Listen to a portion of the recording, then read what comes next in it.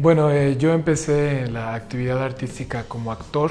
Desde niño yo tuve muy claro que quería dedicarme a las artes y quizá por alguna ausencia de referencias, mi primer, digamos, estímulo fue la televisión y tenía muy claro que quería acercarme a la televisión y quería probar que era estar frente a una cámara y quizá también fui muy necio, pues mi familia al principio no me apoyó, fue muy difícil ir en contra de ciertos paradigmas y cuestiones que por supuesto son erradas respecto a dedicarse en particular a actuar. Pero bueno, finalmente tal fue mi empuje que mi padre me llevó un poco a escondidas a hacer una audición para entrar al SEA infantil y entonces supongo que pensó que quizá no me tomarían, pero sí me quedé. Inicié allí, hice varias telenovelas, Amor Gitano, Amigos por Siempre, Primer Amor a Mil por Hora, incluso participé en cine por allí, hice algunos también comerciales de televisión y entonces empecé también desde muy temprana edad, desde los 8 o 9 años, que era cuando estaba en este mundo televisivo, a leer, a descubrir el teatro, descubrí el Centro Cultural del Bosque, el Centro Cultural Universitario, y me di cuenta que de yo querer ser actor, quería hacerlo desde un punto más cultural y además asumir una formación teatral y seria al respecto.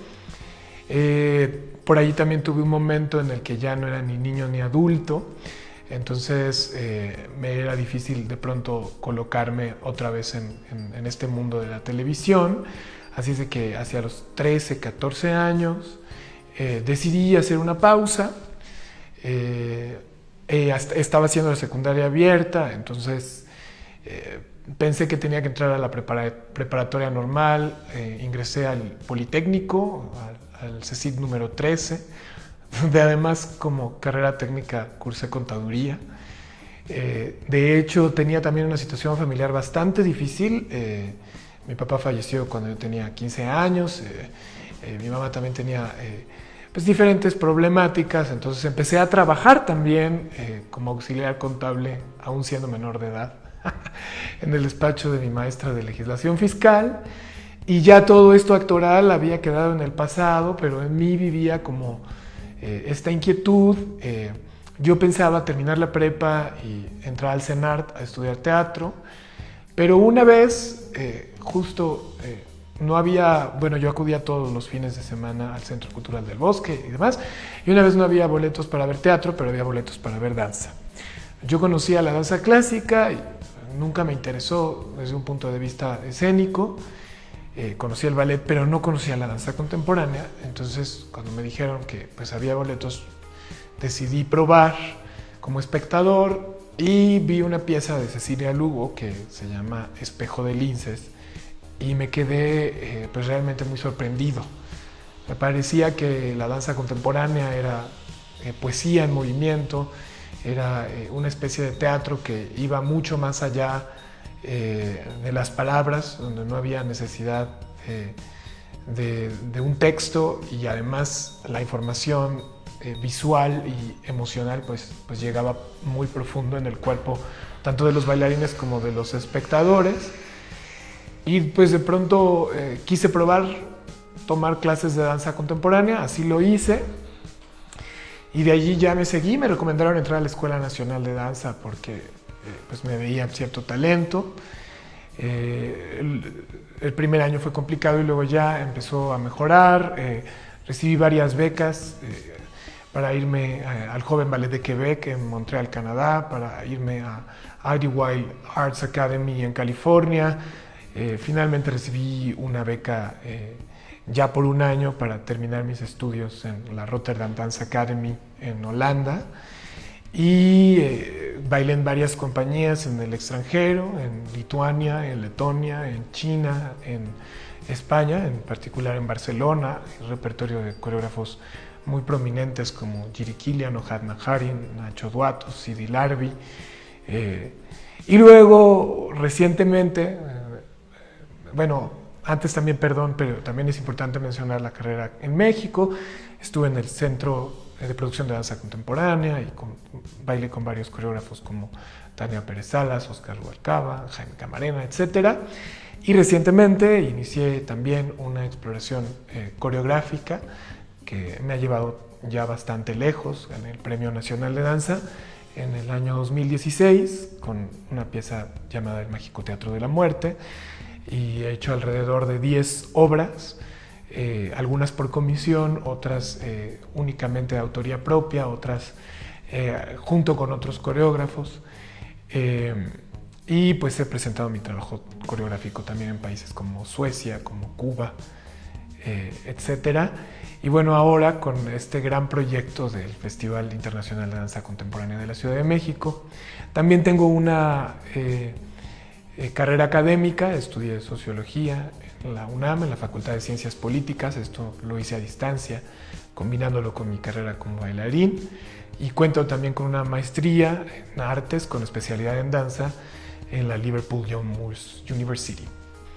Pues hay como algunos aspectos, por un lado, de infraestructura, que no siempre tienen que ver con los espacios, porque los espacios sí que existen. A veces tienen que ver con cuestiones metodológicas o de instrucción o de profesionalización. Y hay algo que a mí me da como mucho coraje, ¿no? Pero que justamente tiene que ver pues con el pensamiento mágico, con ciertos, lo que hablábamos al principio, ciertas ideas anquilosadas que son falsas, como pensar que de algunas actividades no se puede vivir, que uno se muere de hambre de ciertas actividades, que uno es necesariamente homosexual, por ejemplo, si se dedica a la danza, como además si ser homosexual fuera algo negativo. Y también hay como muy incrustado en estas sociedades occidentales, pues una necesidad de estudiar algo que te vaya a dejar dinero, ¿no? O de irse por una especie de zona de confort que termina siendo muy falsa, que no te termina dejando dinero y que además acaba por completo con tus sueños. Y es que a veces una cosa viene después de la otra. Cuando realmente encuentras algo que te apasiona, pues ya no puedes, simplemente no lo puedes dejar de hacer. Evidentemente te gusta, y con el paso del tiempo pues se va generando una especie de bola de nieve. Entonces, pues yo creo que eso es lo que le falta al país, ¿no? Como romper con ciertos paradigmas muy anquilosados que claro que son falsos, ¿no? Bueno, como bailarín, normalmente son las piezas más entrañables son piezas de otros coreógrafos con los que he tenido oportunidad de participar.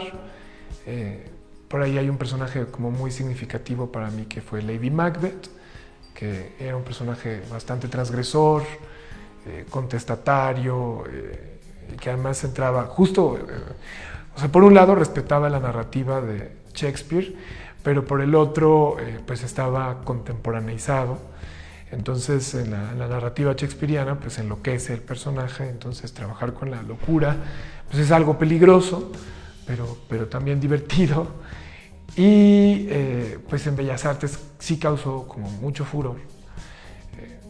Y yo tenía un monólogo de 30 minutos, que no nada más era físico, sino también era, digamos, verbal.